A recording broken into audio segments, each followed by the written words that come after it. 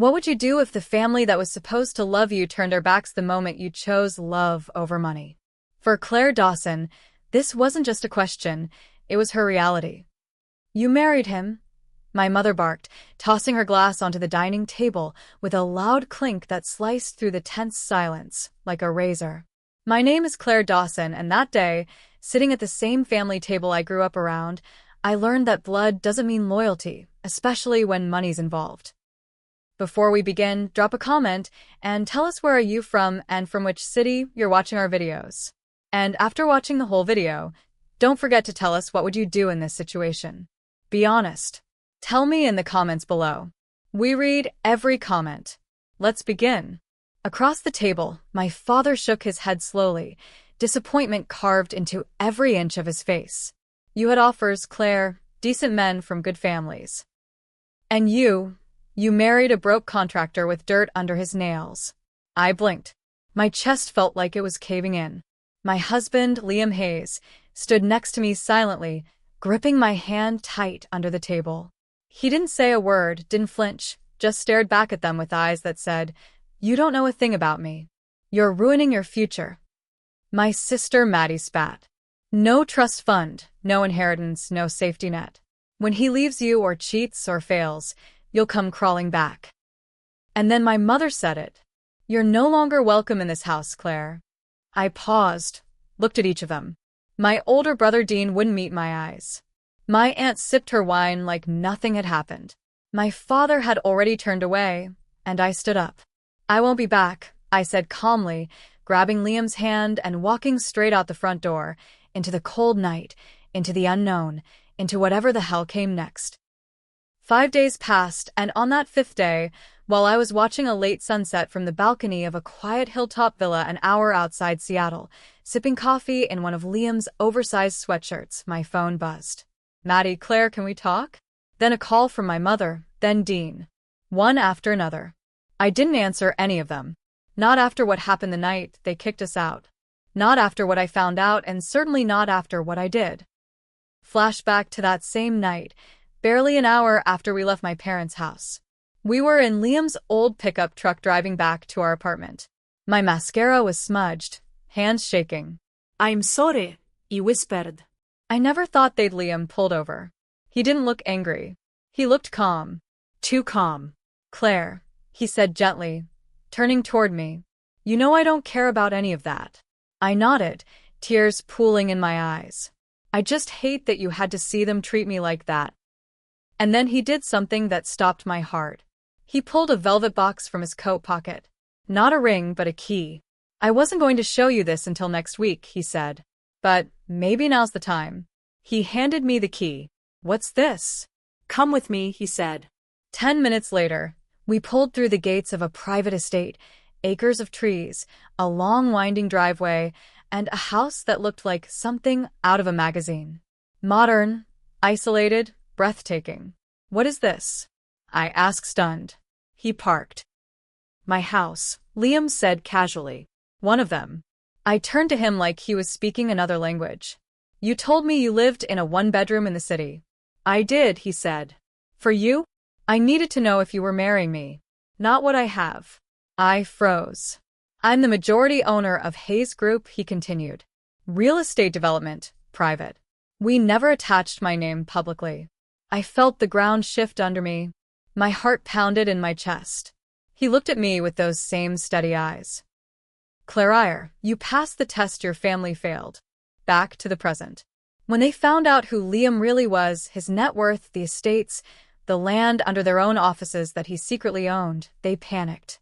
Suddenly, I was valuable again. Suddenly, I was missed. Suddenly, Liam was handsome and hardworking and just misunderstood. They didn't know that 2 nights ago, I'd already filed a formal request to remove them from the family business trust.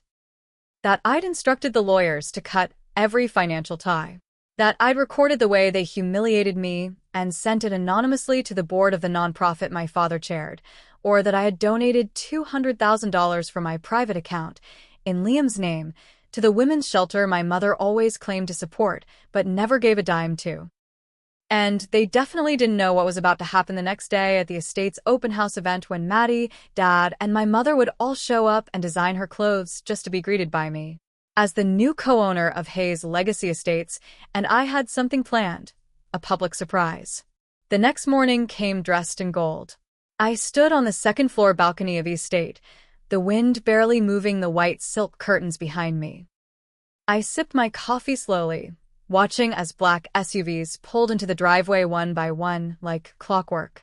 I didn't need to check the guest list. I already knew who they were. They'd come, all of them, even the ones who swore they'd never step foot near that man's property. Maddie was first to get out. A cream-colored blazer clung to her figure, her heels clicking against the cobblestone path like she owned the place. Her husband trailed behind, already on his phone. Then my mother, face tight, hair sprayed into its usual lacquered helmet. And lastly, Dad. His navy suit was sharp, but his eyes looked tired, nervous. I didn't go down to greet them right away. I watched them from the balcony for a while, arms folded, heart strangely calm. Still want to go through with it? Liam asked gently behind me, his voice soft like a question, but steady like a vow. I turned to face him. I've never been more sure. He nodded once and kissed my temple. Then let's begin. Downstairs, a small crowd had gathered. Investors, agents, a few local press members invited under the guise of a real estate feature. Everyone was dressed for money. Champagne was already being poured. I came down the grand staircase in a simple but stunning black dress, my heels silent against the marble. The room quieted when they saw me, elegant, poised, not the girl they kicked out 5 days ago. My mother blinked as if her eyes betrayed her. Maddie's jaw tightened. Claire. I kept my smile polite. Thank you all for coming to the open estate preview. My husband and I are thrilled to finally unveil Hayes Legacy Estates. Dad took a half step forward. You own this place? I turned to him, tilting my head. Well, yes. Technically, Liam built it. I just added my name to the ownership yesterday. Maddie gave a short laugh, sharp and awkward. So, this isn't just some fluke. This is real. Oh, it's very real. My mother opened her mouth, probably to pivot into some form of fake apology, but I raised a hand gently. I think there's something you should all see. I nodded to Liam. A projection screen lowered behind me, and within seconds, a video began playing. Their voices echoed through the speakers recorded that night at the dinner table. You had offers, Claire. Decent men. No future with a contractor. You're no longer welcome in this house. The crowd went still. My mother went pale. Claire. Dad muttered under his breath. Stepping closer. You recorded us? I needed to remember what it felt like to be discarded, so that when you inevitably came running back, I looked at each of them slowly. I know not to fall for it. The press had started filming. Maddie hissed. You invited reporters. I met her eyes. No, you did. You posted the RSVP link publicly. Someone gasped. And that's when I delivered the final blow. Before you accused me of being cruel, let me remind you. I begged all of you to see Liam for who he was. Not for what he didn't show. You laughed, mocked, kicked me out. So don't stand here now pretending this reunion is about love. You didn't find your way back to me. You found your way to his wealth. The tension was suffocating. Liam stood beside me now, calm as ever. This estate will host quarterly charity events, free legal counseling for evicted tenants, and job training for single parents. My mother looked like she'd swallowed glass. That's ridiculous. What does that have to do with real estate? Everything, I said softly. We build homes, not just houses. And we don't build for people who break their own. Maddie suddenly snapped. So this is it. You cut us off because of one mistake. We're family. I took a breath and steadied my voice. I didn't cut you off because of one mistake. I cut you off because you revealed your truth the second money was off the table. There was no dramatic exit. No slamming doors or screaming matches. Just silence. Pure, heavy silence as they realized I wasn't bluffing. That the door they slammed in my face was locked from the inside now. That I didn't need their permission anymore. Not to love, not to succeed, and definitely not to forgive. Liam led me away, fingers laced with mine. As we walked back into the estate, I felt something strange in my chest. Not rage, not pride, just peace. 5 days ago, I left my parents' home with nothing. Today, I didn't walk back in with money. I walked in with truth. And I wasn't giving that up for anyone. That night, after the estate event, Liam and I sat on the rooftop terrace, a blanket around our shoulders and the lights of the city twinkling far below us. I should have felt proud. I should have felt victorious. But all I felt was drained. Not broken, just hollow. You okay? Liam asked softly, brushing my hair away from my face. I nodded, leaning into a shoulder. Yeah, just tired. And I was tired of pretending I didn't care. Tired of replaying their words in my head. Tired of being the girl who always tried to please a family that never truly saw her. The silence between us was peaceful until my phone buzzed. I hesitated, then picked it up. A text from Dean. Claire, I didn't know they were going to kick you out. Please talk to me. I didn't say anything that night because I didn't want to make things worse. I stared at the screen. Then another message came through. Maddie's not letting this go. She's furious. She's planning something. I don't know what, but I heard her say your name when she was talking to Mom this morning. Just be careful. My stomach tightened. Liam read the messages over my shoulder. Let her come, he said calmly. We're not scared of temper tantrums, but deep down I knew Maddie's tantrums didn't look like yelling or door slamming. They looked like manipulation, gaslighting, vicious smiles, and sweet words laced with poison. And I had a feeling she was about to prove me right. The very next morning, I opened my email to find a message from the Seattle Herald. Subject line, urgent, statement requested regarding recent allegations. My heart dropped. Inside was a forwarded draft of a tip received from an anonymous family source alleging that Liam's construction company was under federal investigation for money laundering and tax fraud. It was a lie, a vicious, disgusting lie. And I didn't need a sign name to know who sent it. I slammed the laptop shut. Baby, Liam said from the doorway, instantly reading my face. What happened? I looked up at him with trembling hands. They're trying to destroy you. He pulled me into his arms, but I couldn't relax. Not yet. Because this wasn't just a rumor. This could ruin us, our name, our reputation, everything we'd spent years building with honesty and sweat. And just like that, the peace from the estate evaporated. By noon, the press was calling. By 2:00 p.m., 3 of our investors pulled out to reassess public risk. And by 5 p.m., I was sitting across from my lawyer, eyes burning. You want to sue your sister for defamation? He asked slowly. I nodded. No, I want to expose her. Every dirty thing she's done. Every lie. Every smear. I want her to learn. You don't play with fire when you've drenched yourself in gasoline. Liam watched me from across the table. His expression unreadable. And when we left that meeting, we didn't go home. We drove to the city to a penthouse. Maddie once bragged about buying with her own hard-earned money, though everyone in the family knew it came from Dad's secret fund. Liam stayed in the car. I knocked. Maddie opened the door, like she expected me. Here to beg me to take the story down, she asked, smiling. It's already out. Half the blogs are sharing it. Took me 10 minutes. I stepped inside without permission. You don't know who you're playing with, I said quietly. You think because you can write a few anonymous emails you've won. I have won, she said smugly. You're not cut out for this world, Claire. You never were. You got lucky, but luck runs out. I looked around her apartment. Everything in it rare of desperation, designer things she couldn't afford. Fake elegance, empty wine glasses, broken relationships hidden behind Instagram filters. You tried to ruin the only person who ever loved me. I said. You hurt him. And for what? To feel important again. Her smile faltered. You're pathetic. I whispered. And I'm done being nice. She laughed, but there was a nervous edge now. What are you going to sue me? Drag me through court? No, I already did something better. She blinked.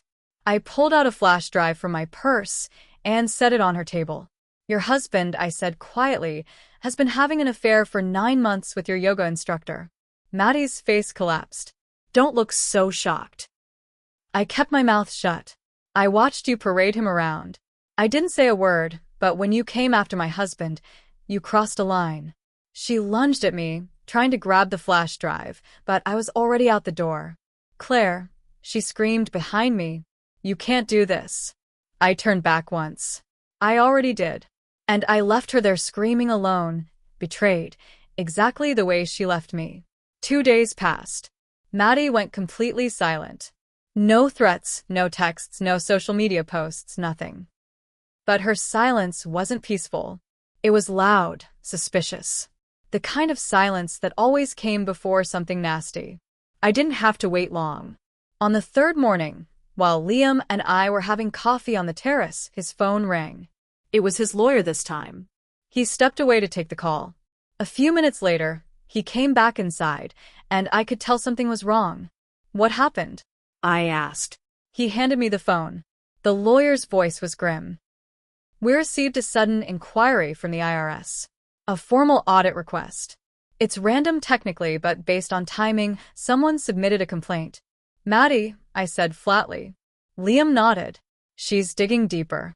She wants to bury us. My heart pounded. My family had humiliated me, cut me off, tried to ruin the one good thing in my life, and now they were trying to destroy his business, too. I wasn't going to let that happen.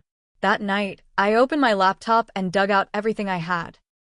Emails, voice memos, even old text threads between my father and his silent partners. He had once bragged about hiding money through shell companies to avoid tax on commercial real estate while sipping wine at a New Year's dinner. I had proof, names, dates, numbers. I never imagined using them, but if they wanted to drag us through the dirt, I was done protecting their secrets. I drove alone to a small building on 5th and Kennedy, handed the envelope to a federal agent, and walked out with a weight lifted off my chest. It wasn't just revenge anymore. It was justice. The next day, the chaos began. News broke of an anonymous tip sent to the authorities, triggering a deeper investigation into my father's real estate dealings. His partners started panicking. Someone leaked a few emails. His name hit the headlines. Dawson really under federal review. Multiple entities tied to tax avoidance. Maddie must have seen it. My phone rang just after 11 p.m. I didn't pick up, but she didn't stop. 35 missed calls. I sat on the bed staring at my phone numb. She had thrown fire at my life. I had simply held up a mirror. Later that week, a letter arrived in our mailbox, handwritten, no return address. Claire, you've made your point. Congratulations. You destroyed your own blood.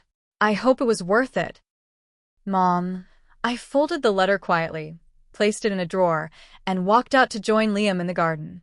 Everything okay? He asked. I looked at him, at the man who never once made me question my worth, who stood beside me even when the people who raised me turned their backs. Yeah, I whispered. They can say whatever they want now.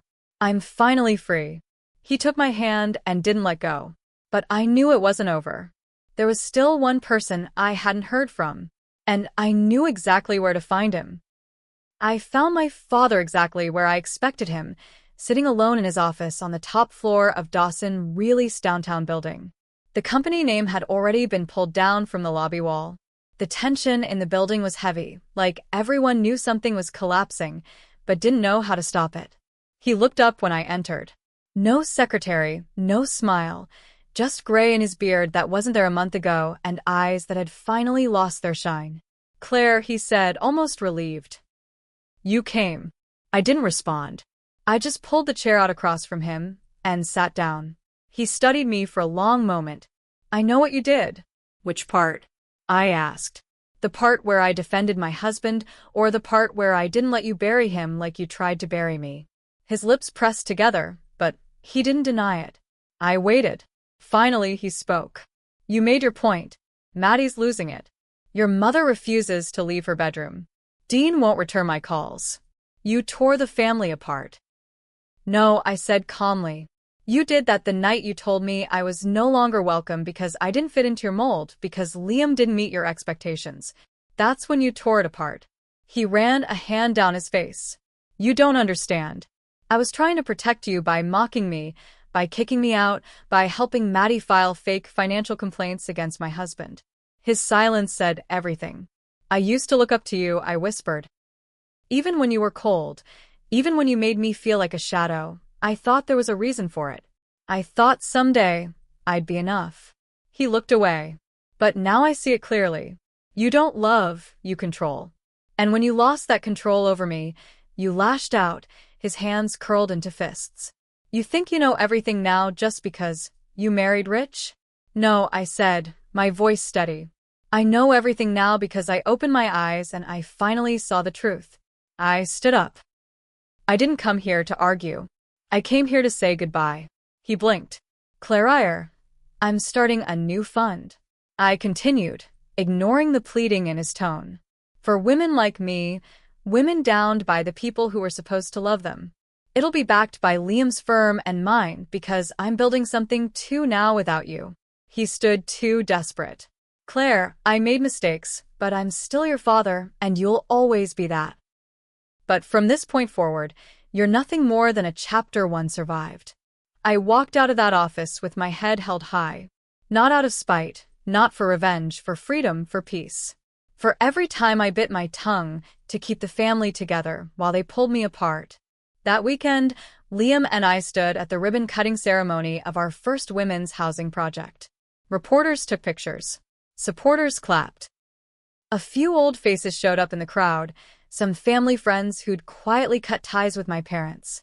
But none of it mattered. Because when Liam squeezed my hand and whispered, "You did this," I smiled. I did. I had walked through betrayal, humiliation, and loss. And I didn't come out broken. I came out unstoppable.